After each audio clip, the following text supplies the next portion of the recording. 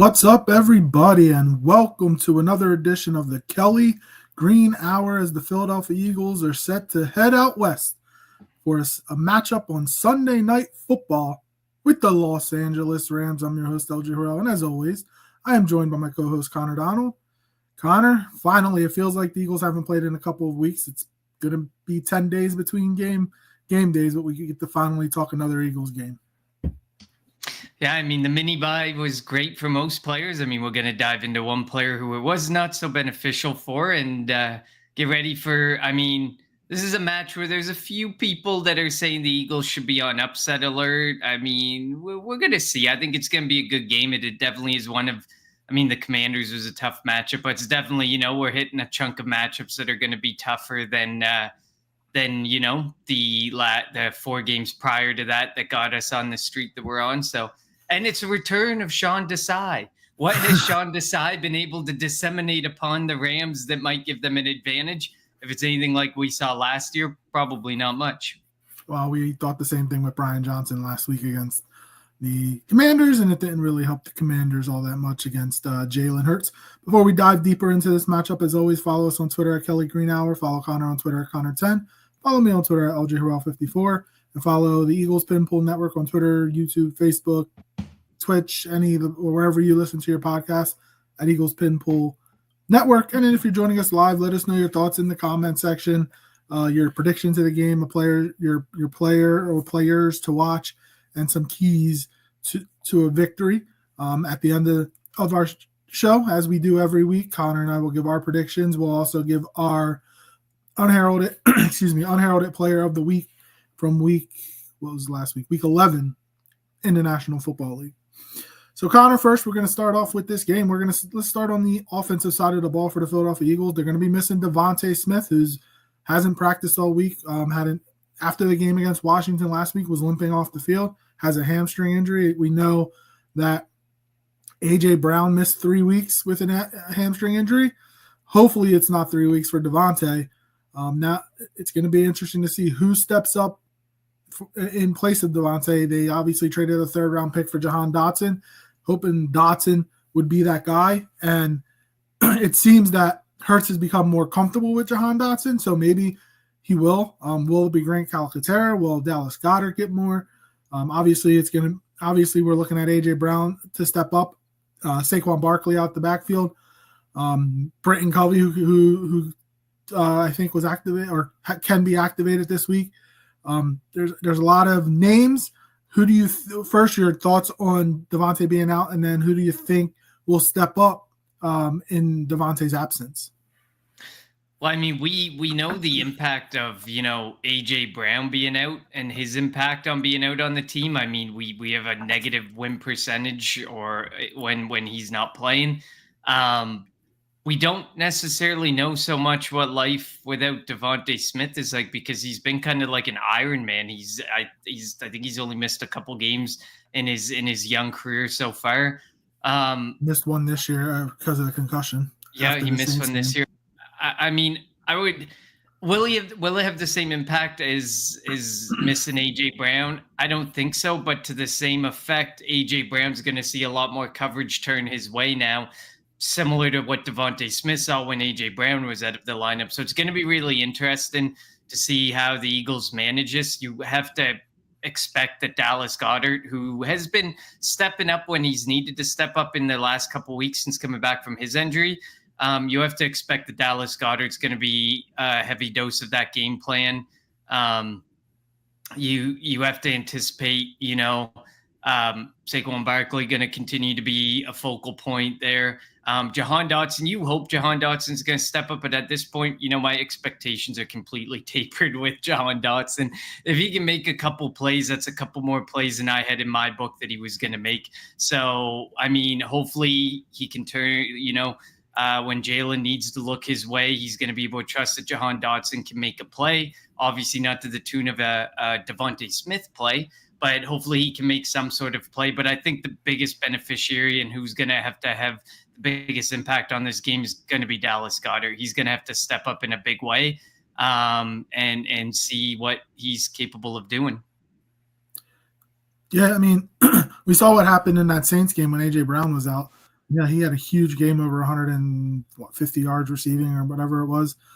So it'll be cool if he's able to do that once again. Get his game, just get the ball in the open field and see if he's able to make plays. Looking at the defense for the Rams, if you think about it, I'm assuming he could potentially be lined up against a safety, maybe. Maybe Cameron Curl, maybe Cameron. Oh, they have two Camerons. Cameron Kitchens. You would think that Darius Williams will probably take the load when it comes to A.J. Brown.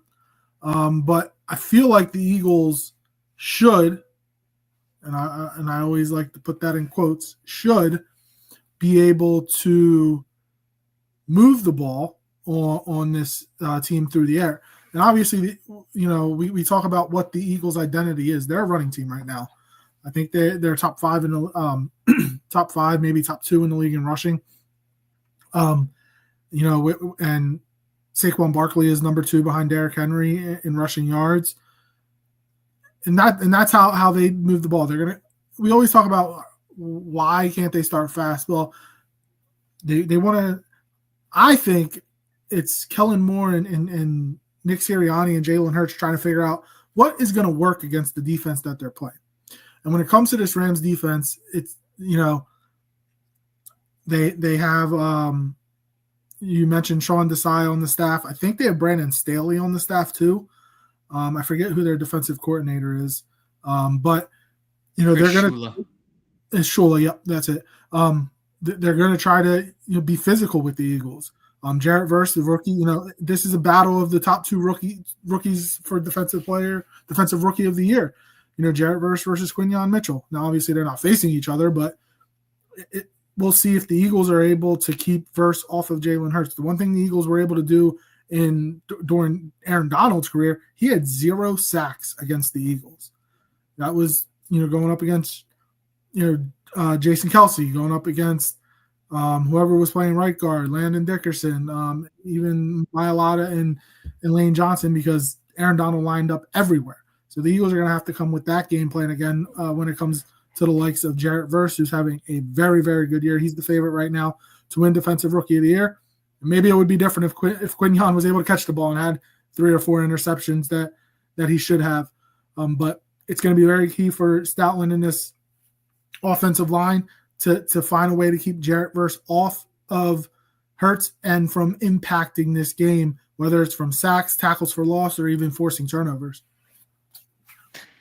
Yeah, I mean, you hit it with the Jarrett Verse comment. Jarrett Verse is definitely having a year. Obviously, Quinyon Mitchell. I mean, I think people are starting to see Quinyon Mitchell and Cooper DeJean on a similar level as Verse because of just how completely they're shutting down other teams.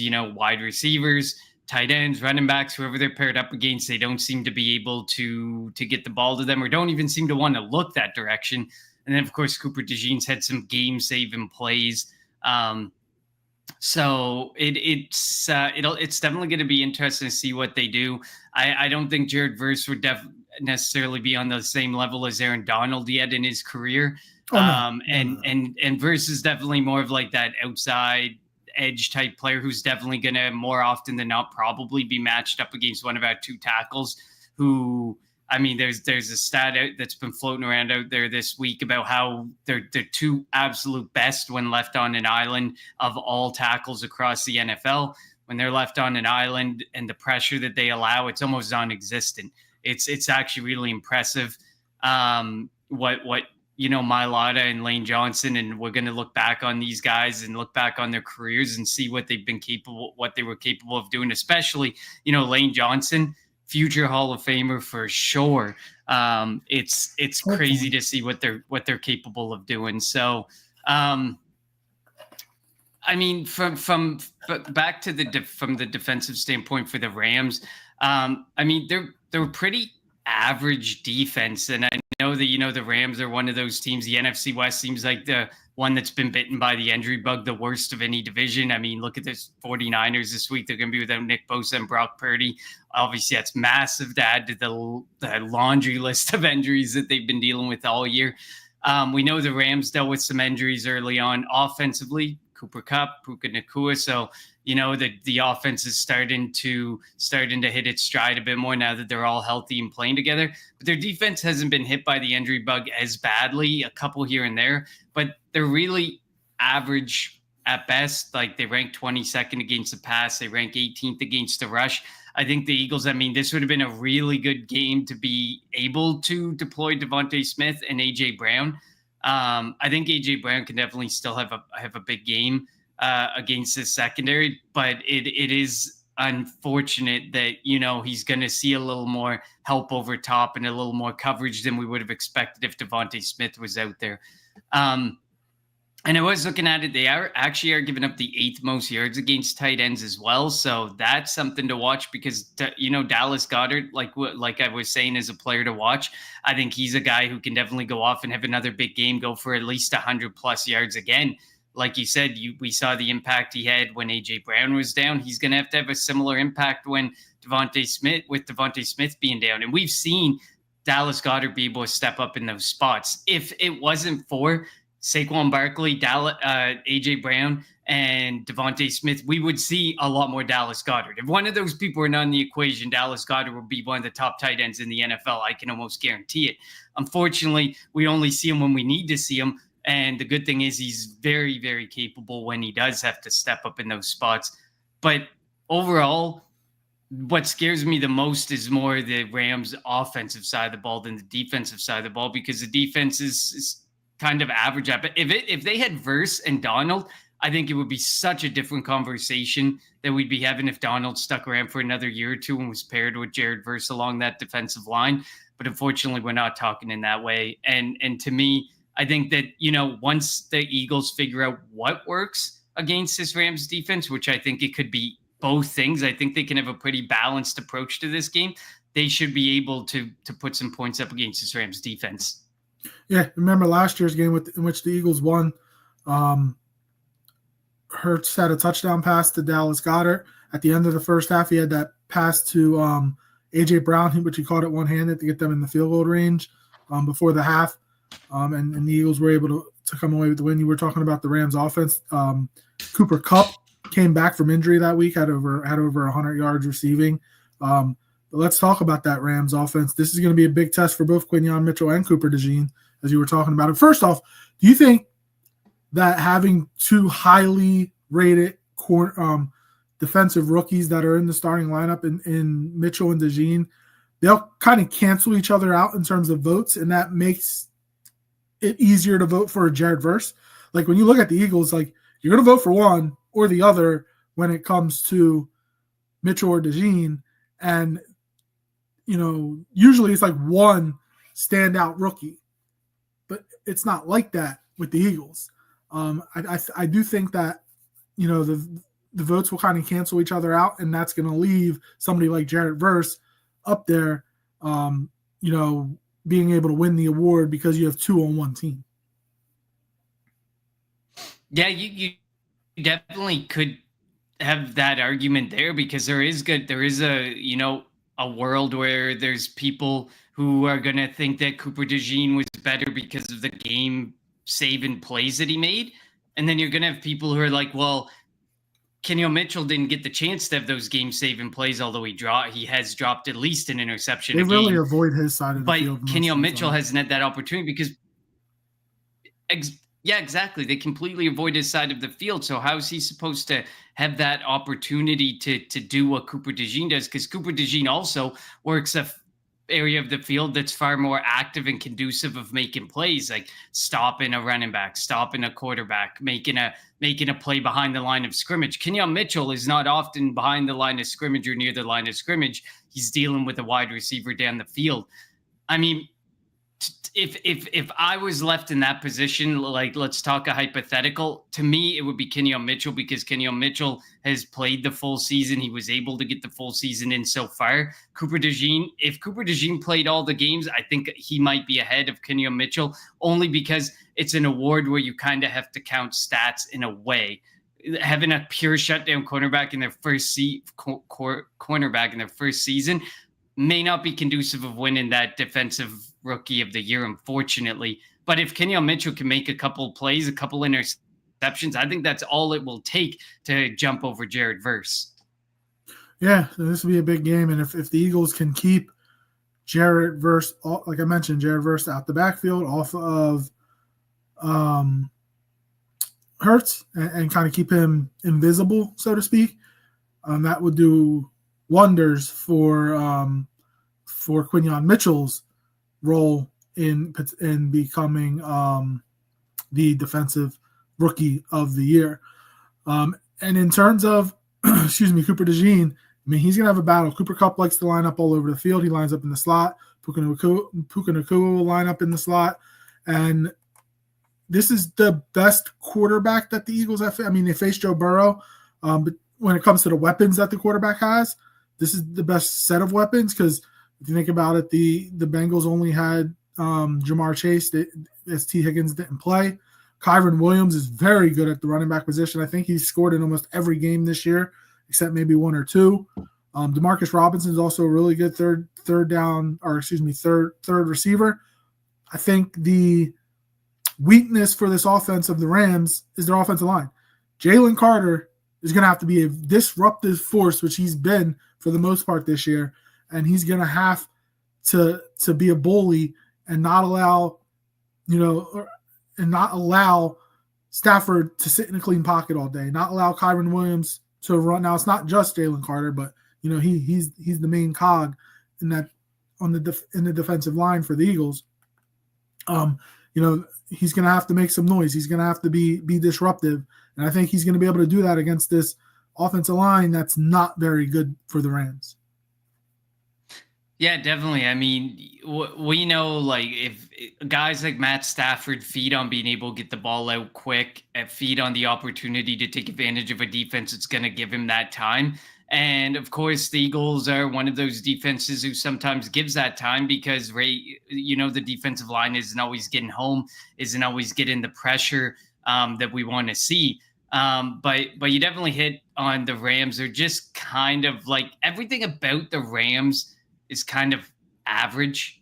Like, to me, and I mean, speaking from an Eagles fandom perspective and stuff, it's they just aren't a team. Like, they're lucky they're in the division that they're in, where Seahawks are average at best too, Rams average at best. Arizona Cardinals are leading the division right now, which is super wild to think about, but shouldn't be. And then the 49ers just can't fight off this injury bug long enough to string together a couple games that can get them ahead in that division.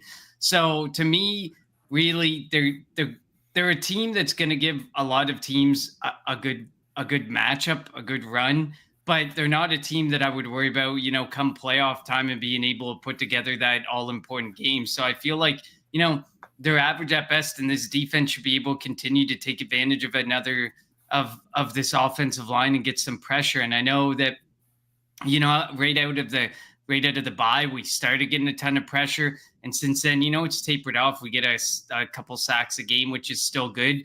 But you want to be able to get pressure on a guy like Matthew Stafford. He's been in the league long enough. He'll take what's there for him. He doesn't need to get fancy. He doesn't need to do anything above and beyond. He's got weapons who can do stuff after the catch for him. Kyron Williams, he can work out of the backfield as a receiver. He can also work as just a pure running back. Like you said, he's got 10 touchdowns on the year, 8 as a rusher, 2 as a receiver.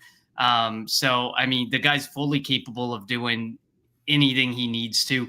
I mean, from a tight end perspective, not a whole lot to worry about from a tight end perspective.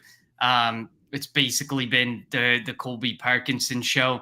and he's got 233 yards on the year and 1 touchdown. So, I mean, there's nothing crazy from that perspective that the Eagles have to worry about, which could free up a guy like Nakobe Dean or Zach Bond periodically to bring a little added pressure up against Matthew Stafford. But, of course, like you said, there are still the weapons out there. Cooper Kupp, Puka Nacua, Tutu Atwell, even like, you know, if you're focused on other people, maybe Tutu Atwell, he's been capable in the games where Cooper Kupp and Puka Nacua have missed of doing some things and helping out that offense. So, but ultimately, to me, they're an average at best team, and that this Eagles team, this Eagles team is who we think they are and is the team that they've looked like over the last 6 weeks, especially last week coming off a big win against, you know, a division rival, the best team that they've played in that stretch of 6 games. This is a matchup that, you know, they need to win and they should be able to take advantage of. Yeah, let's hope, because, you know, a lot of people are calling this what could be a trap game just because of the big battle, battle next week against the Baltimore Ravens, you know, having to travel all the way across country this week, come back home, then have to go to Baltimore. But as has been mentioned a couple of times on this show, or, you know, throughout the last couple of weeks, this is the last time the Eagles are going to have to get on a plane until the playoffs. You know, depending on if they're flying to Detroit or, you know, if potentially flying to New Orleans, because you take the train to Baltimore, you take the train to DC, you take the they're the only two after this, the only 2 road games, because you have Carolina at home, the Steelers at home, Dallas and the Giants at home. Like, the Eagles' back end schedule in terms of travel is very, very, very friendly to them. So hopefully they're not looking past that, and I don't think they are. Obviously, we remember what happened last year when the Eagles started 10-1. They're almost at that point. They don't want to have that happen again. We don't want to conjure up bad memories. Maybe it helps that Washington's on their tail, and with what happened last year, the Eagles aren't going to want to do it again. They also have better coordinators, I think, obviously, than last year, especially at defensive coordinator Vic Fangio. And again, I was wrong. I called him cooked earlier in the year. He has definitely proven me wrong. It just took some time, and he got this defense believing, flying around, being physical. And they're having fun again. Like, you see it all the time. You see them out there. They're all cheering for each other. Zach Bond and Nakobe Dean talk about how, like, they always talk about turnovers, and every time they have a turnover, they keep it in the linebacker room. They'll keep the ball in the linebacker room. They're rooting for each other. They want to one-up each other. Having CJ GJ here, you know, he brings that physical force back. Darius Slay, you know, he was bothered by something last year because he definitely looks a lot better this year. While he is considered the number 1 corner on this team, Quinyon Mitchell, man, he has made a huge difference. We talk about it. He takes the one side of the field away. And, you know, he did it against Terry McLaurin last week. He went up against him 20 times and didn't allow any catches. He's done it all season against some good receivers. He's going to go, and we mentioned it a lot today, he's going to be going up against a couple of really good receivers and a quarterback that's not scared to throw the football. He is going to throw it to you. You got to take advantage of that. And we'll see if he's able to get his first interception this year if Stafford decides to throw him the ball. Yeah, I mean, Stafford does have 7 interceptions on the season, which is definitely not a small number by any means. And that could definitely play. I mean, we talk about it. I think this is a topic that's literally come up every single episode, is when can Quinyon Mitchell get that first interception? When can he? Because it feels like, you know, he feels like one of those guys that once it happens once, it's going to start this ripple effect, and he's going to end the season with almost like, you almost have this feeling of like he might go off for almost an interception a game the rest of the way. He just needs to get his hands on that ball that one time, and it can be an absolute game changer. And like the Los Angeles Rams, they like to throw the football. They rank 7th in passing attempts, 24th in rushing attempts.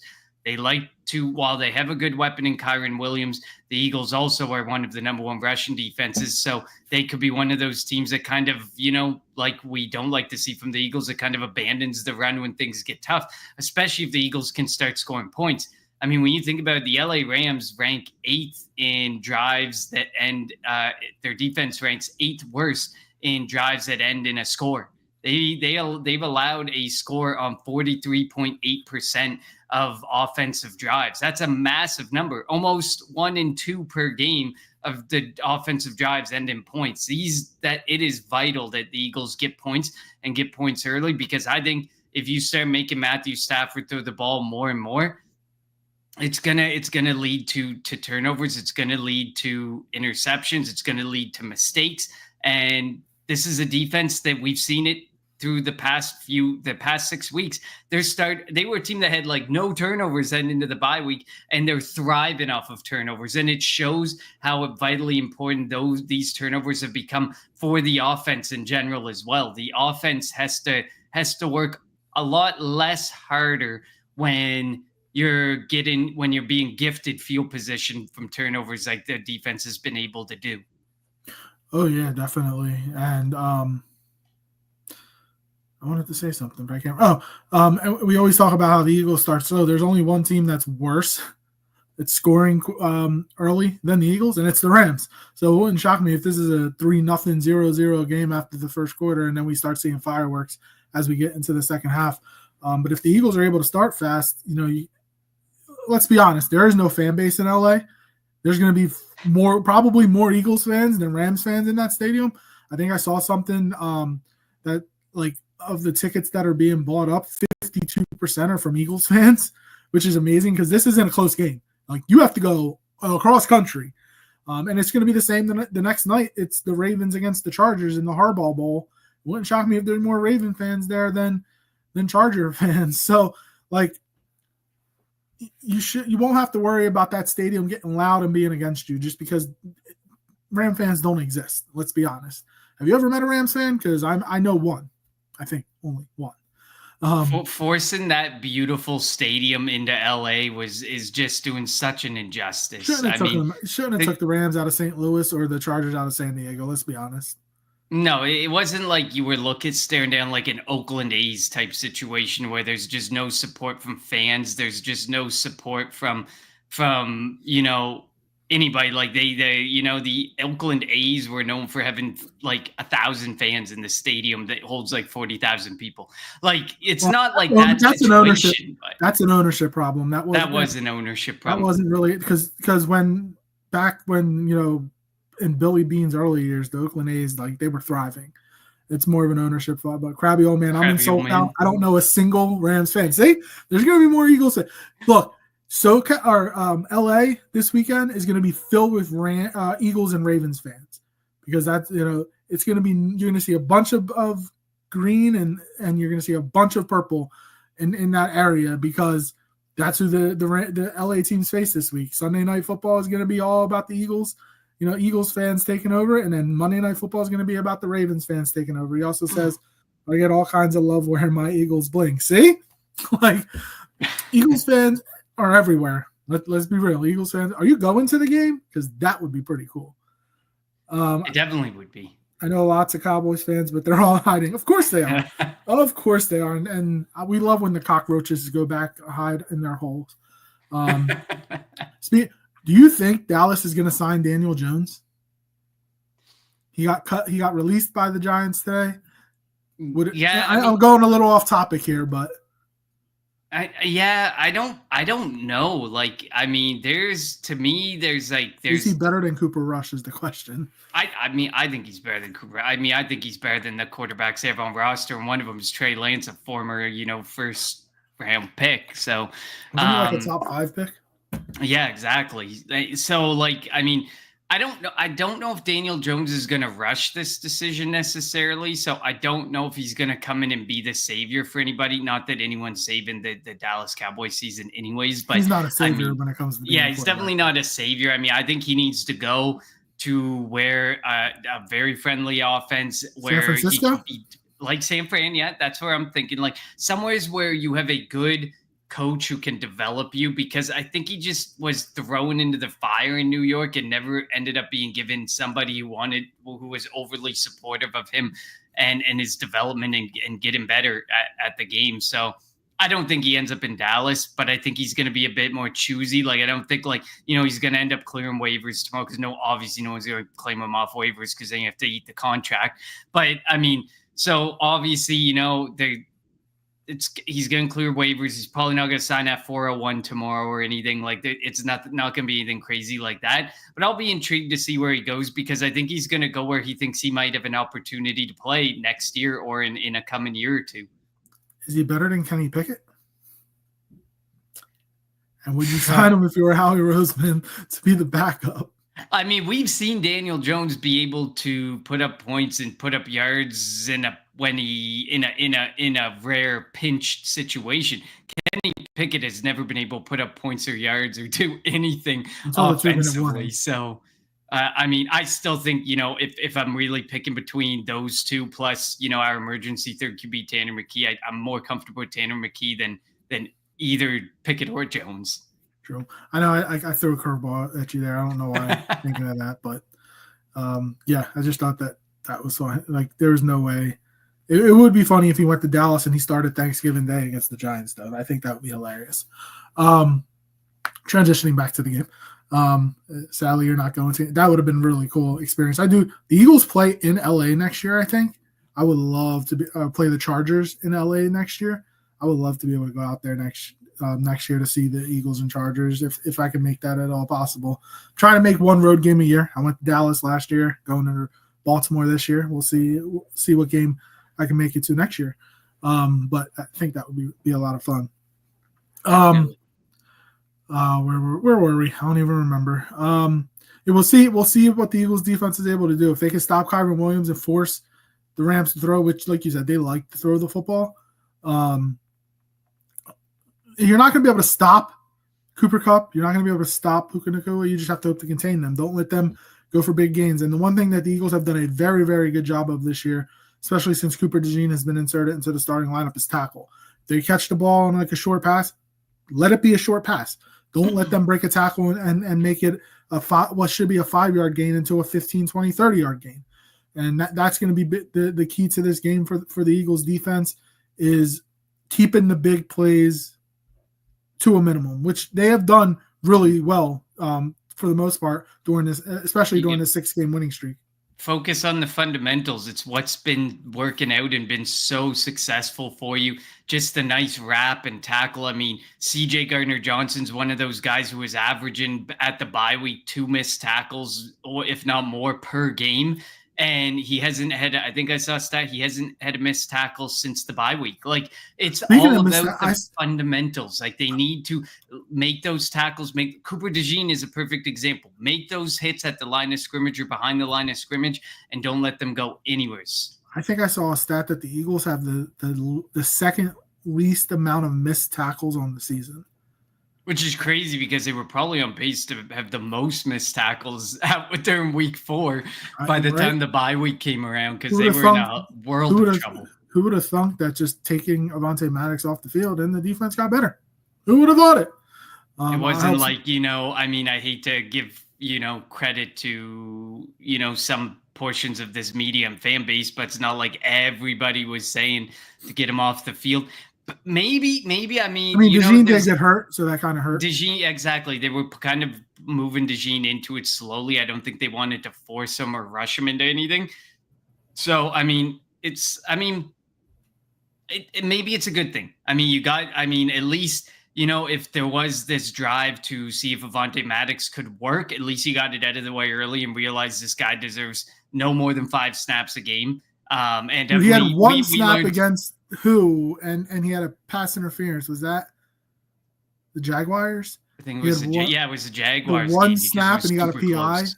Exactly. That's the thing. Like, don't have him out there. Like, if you have to put him out there when it's a big lead, or put him out there not in a pressure, situation where you should have your top guys out there, like that Jags game. That situation was your top 12 defensive players had to be, if they were healthy, had to be on that field in that position.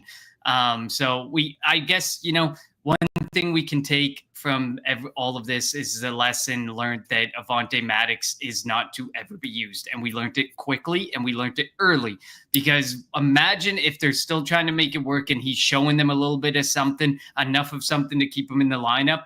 Imagine what could happen come crunch time if he's showing just enough to stay in the lineup. he might have lost us games, blown us games when it came to crunch time. The league showed what they thought about him when the Eagles cut him, and he got one visit to the Saints, I think, and nobody signed him, and he just came back. And so I think that this is it for him. This will be his last year here because with the way DeJean's playing, Isaiah Rodgers will probably be back. You have Keely Ringo, Eli Ricks, who they like a lot. Like, this is a young and talented secondary. We talked about what you would do with Darius Slay. I kind of would bring him back, but not in a starter's role, because I love his leadership, and the guys love him on the team. There's a reason he's a captain. He calls Quinyon Mitchell and Cooper DeJean his kids. Like, they love Darius Slay on this team. There's all different type of leaders on this team. You have Jalen, who's the quiet leader. He kind of just shows it the way he plays it. Saquon's another leader on the team. Like, even though it's his first year, excuse me, he's going to wear the C next year. I'm almost positive he's going to have a C next year. He does all his talking out on the field. And he, as great of a player as he is, and kind of the pedigree he had coming in, like, he was humble coming into the locker room, and he earned the respect from his new teammates, and he shows it out on the field every day. Darius Slay is the talkative one, but there's nothing wrong with being talkative. Do we like when he goes on the podcast with Micah Parsons? No, but he's always there for his teammates, and you like that. Again, Coach Sirianni talks about all the time. There's a reason why he's been a captain the last 3 years. Just like the way he supports his teammates and whatnot. So there's a bunch of different type of leaders, and and that's what you want. You don't want to have all the same type of leader, because kind of like the message will run dry. When you have different type of leaders, somebody's outgoing, somebody is, I'm going to show you, I'm going to be a leader by my actions. You like that. And then there's a reason why this team plays for Nick Sirianni. They love Nick Sirianni. We all see a different type when it comes to the media. Behind closed doors, like, he listens to the players. He'll take open criticism from the players, and he doesn't allow that to affect him. And that's why this team plays so well for him. Yeah, I mean, funny enough, and they were talking about it in reference to George Pickens today on ESPN, but it kind of, the point that you made kind of rings true, and I never agree with Cam Newton. I'll preface a statement by saying that, but Cam Newton made the point that, you can't have a team full of George Pickens. We could not have a team full of Quinyon Mitchells or a team full of Darius Slays. I will look at a team full of Quinyon Mitchells. He's good. Like, well, okay, from a skill standpoint, but from like the point was from the personality standpoint. You can't have a completely silent I don't think team. we know what Quinyon Mitchell's personality is, because he's a rookie. Rookies don't tend to come out like their full self, if that makes sense. The first year. True. I think next year and beyond, we are going to learn more about Quinyon Mitchell. Yeah, but we know at the same point, like, we would never be able to deal with a team full of Darius Slays. And like, if all these guys were going on all these other guys' podcasts talking about their team or talking about we wouldn't be able to handle it. Our media would absolutely despise it, because they're like, why aren't they talking to me? But we know why they don't want to talk to that Philly media. But that's another story. But it's just the way that you said it. They made the reference that you need a team that is full of different personalities, different types of players. And that rings true to even the types of leaders that you have. There's some that are the strong silent type, and there's some that are the strong outgoing type, and their personality shines through. We saw with Darius Slay, when we look Jason Kelce, Fletcher Cox was more of the strong silent type. Like you saw him, but like, and maybe he was overshadowed by guys like Darius Slay and Jason Kelce, who were a lot more outspoken and stuff. But you knew that you always know Brandon Graham's like a silent leader. Like, you don't hear much, but you know that he's there. And we hear much from Brandon Graham. Brandon Graham's a talker. He's a talker, but I mean, not to the level of like, I don't think he's on the level of like Jason Kelce or Darius Slay. Like, I think he's like, he likes to talk when he wants to talk. Kelce and Slay like to talk all the time, anytime. So, I mean, it's good to have those different personalities, like you said, and hopefully, we start to see Cooper Cooper DeJean come out. We're going to start to see, Kenyon Mitchell's personality come out. And as we usher out the Darius Slays of the world, hopefully their personality shine through in a way that they can wear the C, that they can become leaders and do great things in this locker room, because we know that there's a lot of really, really good young players on this team. We, over the past couple of years, we've had some episodes where we've been so concerned heading into off seasons and what is Howie going to do? Is he going to bring all the old guys back and mess with the draft, or is he going to hit on the draft and start to move on from some of these guys? And thankfully, guys like Fletcher Cox, Jason Kelce, who garnered interest from around the league, said, you know what? They walked away on their own accord. They didn't want to do any more damage to their bodies. They were prepared to move on. And it feels like, the Eagles have that, that way with their players where they're able to understand when things are coming. That's why we were preparing for life after Jason Kelce for a couple years, because Jason Kelce was kind of giving Howie Roseman the heads up. Hey, man, I feel my end is coming. I feel it's time to walk away soon.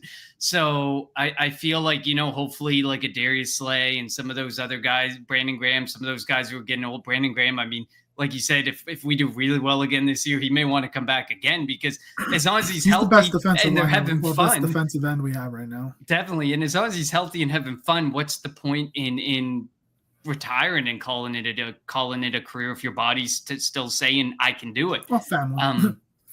So it'll be interesting to see, but it feels like, there's going to be some guys who are going to have to step into that role.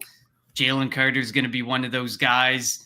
I think Kenyon another guy Mitchell's on the be one of offensive those side, guys. Landon Dickerson has really stepped up too. Like, he's been breaking huddles down, and he's got passion. The Eagles, I think, put out a video of him when they played the Cowboys and what he was when he kind of broke down the lineman huddle. He's somebody. Mailata has to see. Johnson obviously has to see. And you were talking about how, like, going into off seasons, we always talk about how he's going to do. Well, on the offensive side of the ball, 10 of the 11 starters are going to be here next year. The only one that's not signed for next year is Mekhi Becton, the starting right guard. So, like, there's going to be consistency there. Obviously, the big question mark is going to be Kellen Moore. If Kellen Moore comes back and you have Jalen Hurts in the second season in this offense, we saw what happened when in 2022, the second year with Steichen calling plays, they went to the Super Bowl. If he's able to get Kellen Moore to come back, if Kellen Moore doesn't go and get a head coaching position somewhere, that's going to be huge for this offense, and even bigger for Jalen Hurts, because Jalen Hurts, we always say, like, he maybe one time since high school, he's had the same offensive coordinator back-to-back years, and that was going from it was Shane Steichen going from 2021 to 2022. So that is going to be huge for him, and it took some time for Hurts and Kellen Moore to kind of figure out figure each other out, what they like to do, and what they feel comfortable with. And it seems like that's what they're doing. They know that the identity of the team, they're a running team. And Hurts has the ability to make plays. Now, against Washington, he had a couple of bad misses. Maybe it was an ankle. He was on the injury report this week with an ankle injury. That one pass to A.J. Brown on the sideline, he was nowhere near him. Like, you don't miss that play to A.J. Brown. I feel like, in a way, the Eagles had to disclose a little something after the slip-up. They don't want the NFL coming after them for falsifying injury reports or hiding injuries or any of that jazz. Yeah. So we'll see what happens. And then on the defensive side of the ball, Zach Bond's not signed. We'll see if they bring him back. But like and BG, but BG's not and Josh Sweat. Like, I think 7 or 8 starters are signed for next year. So again, but even when you look at the defensive side of the ball, like, you sit there and you're like, okay, but what has Sweat done for us today? What has Milton Williams done for us today? And you have to figure out, like, eventually some of these guys are going to have to go because you're not going to be able to keep everybody in-house. And you sit there and you're like, Josh Sweat went in, Milton Williams went in. This was a money-making season for them. Somebody's going to pay them, but are the Eagles going to be the ones that want to dole out the money if they don't start to show something down the backstretch of this season? Sweat, like, what is one of those frustrating players. When he makes plays, he makes them in piles. You have those games where he has 3 sacks, and then he'll go 8 games without even getting, he might get pressures, but then he goes 8 games without even getting a sack. And there's a difference between, Jalen Carter isn't stuffing the stat sheet, but all you got to do is turn on a game and Jalen Carter's there because he is in that backfield making plays every week. Josh Sweat, while, PFF and some other sites have him getting his boatload of pressures, I don't necessarily sit there and say, wow, look at Josh Sweat every single game. I can go a whole game and say, hey, what happened with Josh Sweat? Where's Josh Sweat? So it'll be interesting to see how he does because, we're at a point now where some of these guys, it's like we could probably move on from them and find replaceable pieces to fill those voids. But it'll be interesting to see because we know when Howie needs to replace like key starters, we could end up like a la Bryce Huff situation. Or, we've seen how he. It wouldn't shock me if they tried to trade Bryce Huff this offseason. Nolan Smith has started to turn it on the last couple of weeks. And maybe in the draft they draft another Georgia defensive lineman, and we can have a Georgia defensive line heading into next year. Yeah, I'm excited to see, and I know Jalix Hunt started the week on the injury report, but then he got some practice in at the end of the week. I'm actually excited to see more of Jalix Hunt, and I hope he gets the Bryce Huff touches or snaps and some, because the Bryce Huff snaps were 10 to 15 a game. I would like to see, at this point, well, what else do you have? You can't have Brandon Graham go for 100% of snaps. Josh Sweat, you gotta, if there's one thing we've learned with the Eagles, it's good to have a heavy rotation at defensive line, have some fresh legs trying to create pressure, because sometimes that can become an advantage up against, offensive linemen who've been out there for 100% of snaps, who have been playing the whole game.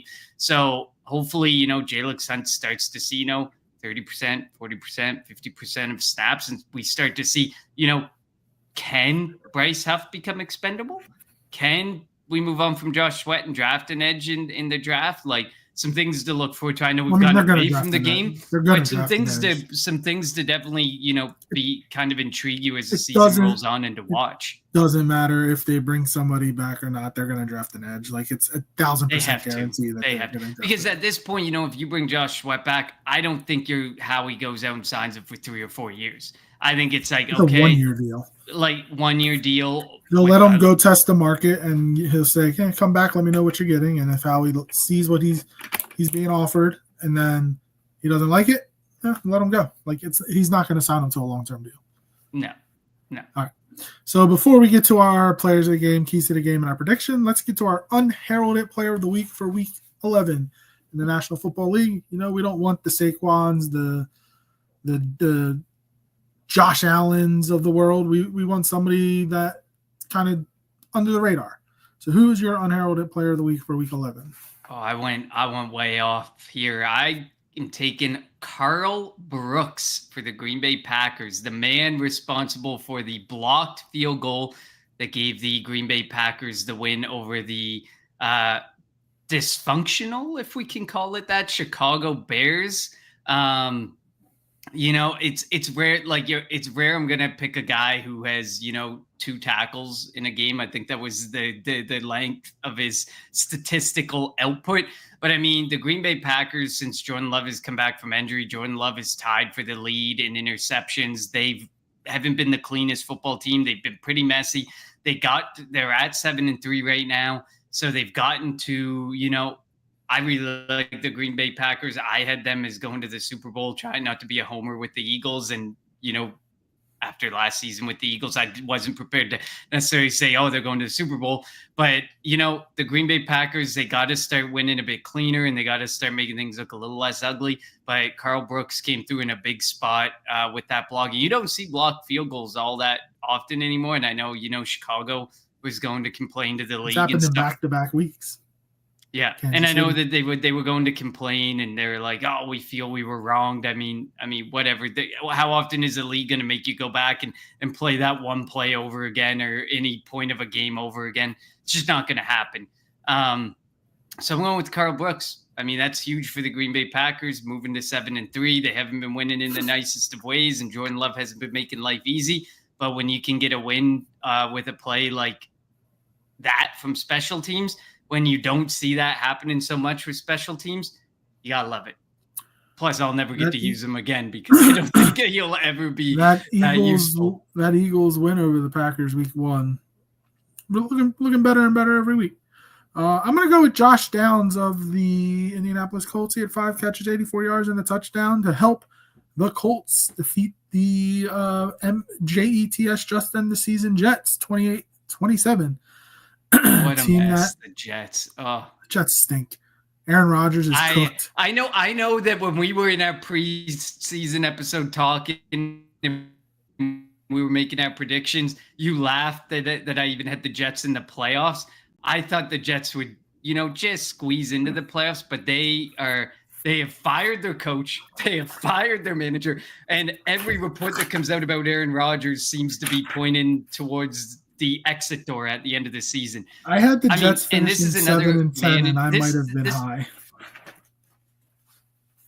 Yeah, I think I had. I don't know what I had the record at. I knew in theory I had them at 500, like 9-8, maybe 10-7, and obviously they're not getting there. But that is another owner that you just, if you're in the AFC East, you just must love it. It's just like us with the Cowboys, to have such a vocal owner, and like that report that came out from The Athletic.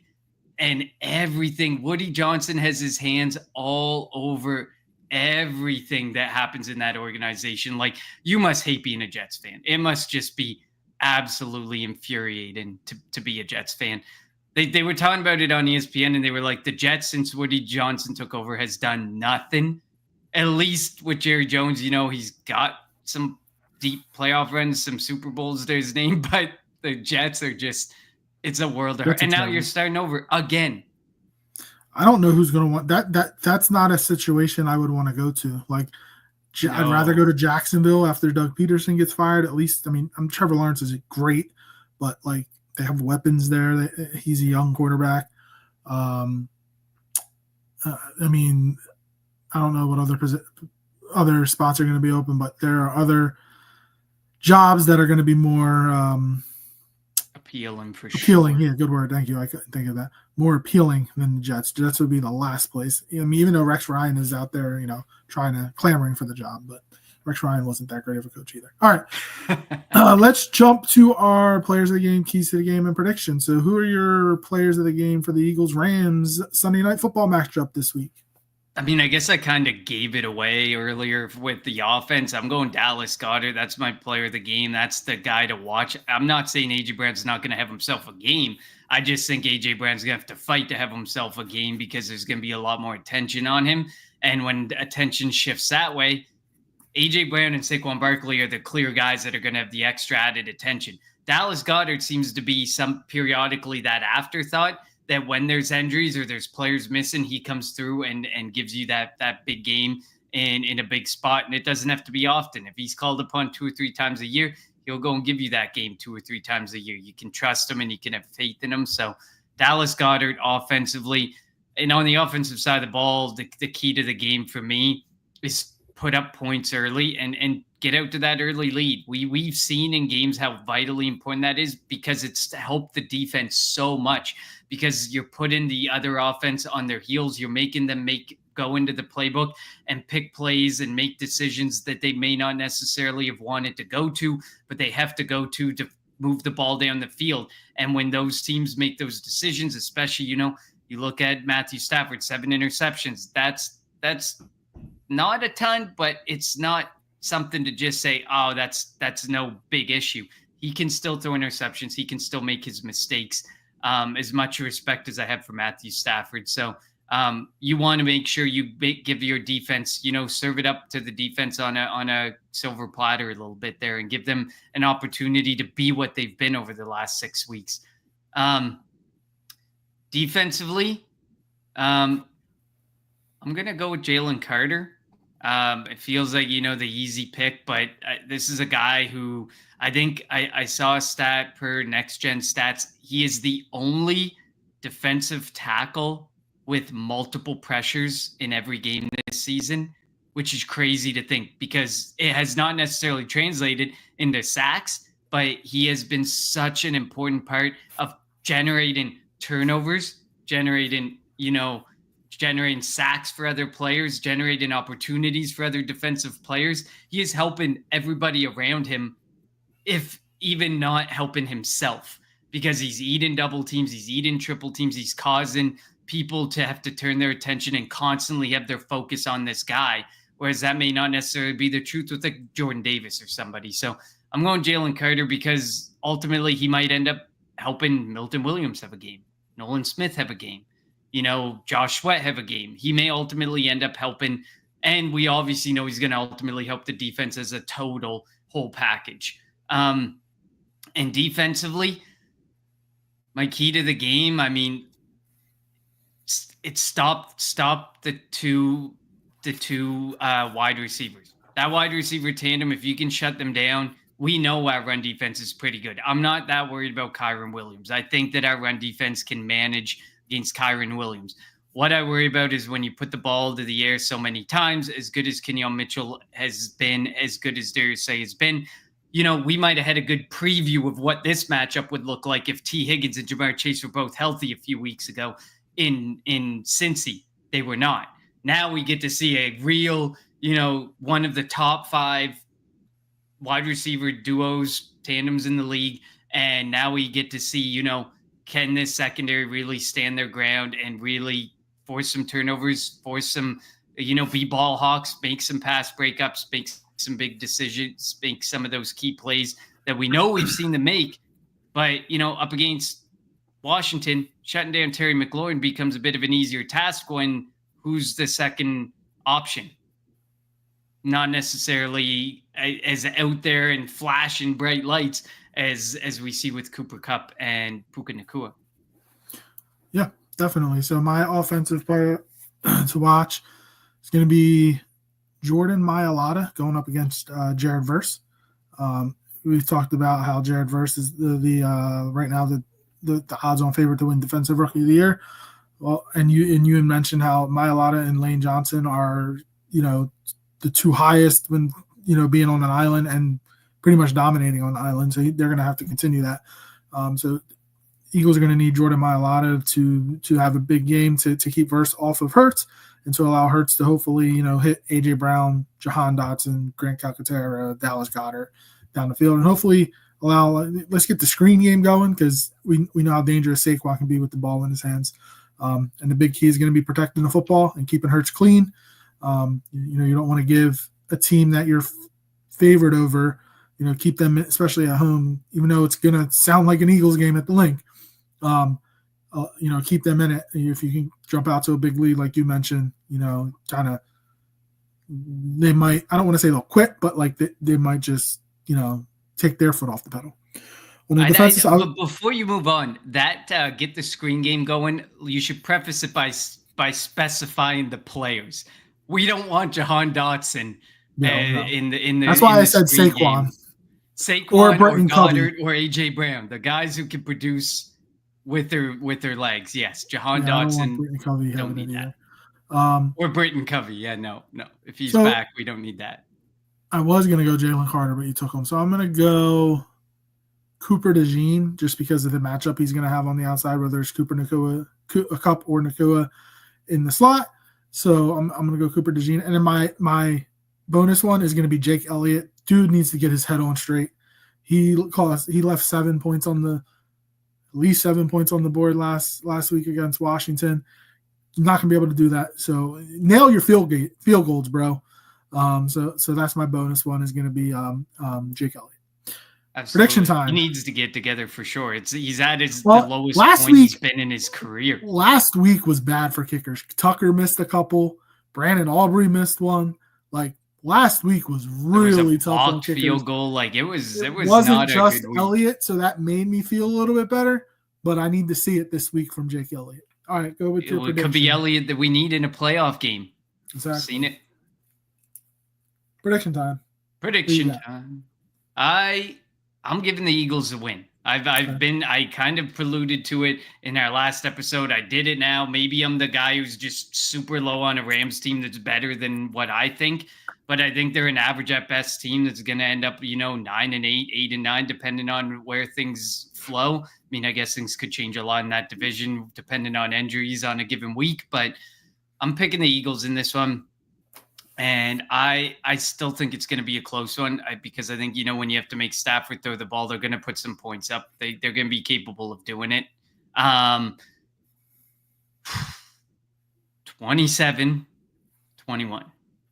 Eagles. 27-21 Eagles. All right. We obviously don't want the Eagles to ever lose a game, but I think that of these next two games, the Rams and the Ravens, the Eagles have to win at least one of them. And I think this one's more important only because it's a conference matchup. And when it comes to the trying to get the number one seed, if you lose this game, I think you kind of lose any leverage that you would have over the Lions if they were to lose a couple and you finish with the same record, because the Lions beat the Rams, if I'm not mistaken. So common opponents, you want to do that. So I think like if somebody said you're going to win one of the next two games, which one do you want to win? I probably would pick the Ravens because I'm going to be at the game personally, like for my own selfish reasons. I would want to see the Eagles win in Baltimore. But for potential at a first round bye or potential at the top seed in the NFC in a first round bye. And, if you make it to the NFC Championship game, making Jared Goff, play at the link and not inside in that dome in Detroit, you obviously want to beat the Rams because it's a conference matchup. I'm not calling this a trap game. It's going to be tough. I have it being close. I have it 27-24 Rams. I picked the Rams. I know. I'm giving you a chance. So I'm 7-3 on our prediction so far this year. You're 5-5. So I'm giving you a chance. Obviously, I want the Eagles to win.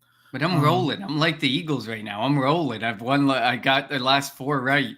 But I mean, guess the Eagles have given us a reason. So you have gotten your last one. You have gotten your last 3 right because we both picked the Bengals to beat the Eagles. I've gotten the last 3 right too as well.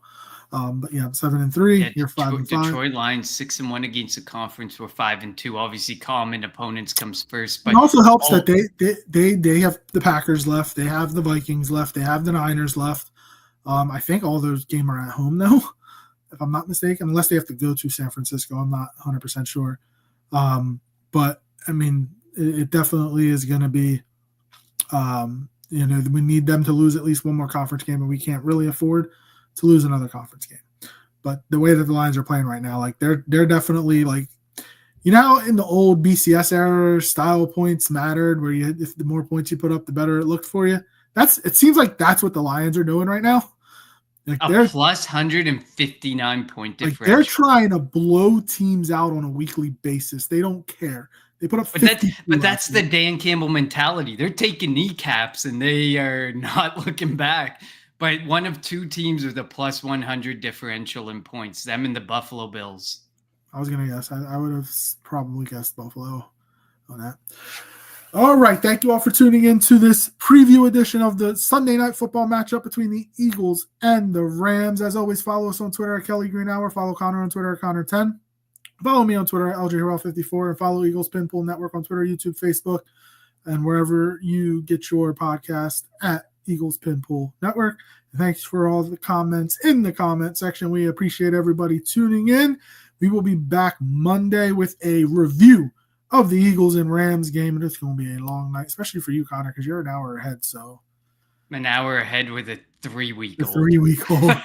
Yeesh. Hopefully you stay up for the game. It's gonna be.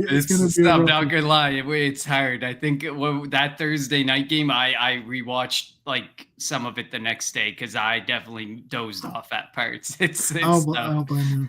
I do not blame you. Thank you, Crabby Old Man. Good show, guys. We appreciate you joining us. Please join us for future shows. We're here every Monday and Friday for the most part, here on the Eagles Pinpool Network. Thank you all for tuning in to the Kelly Green Hour. Fly, Eagles, fly.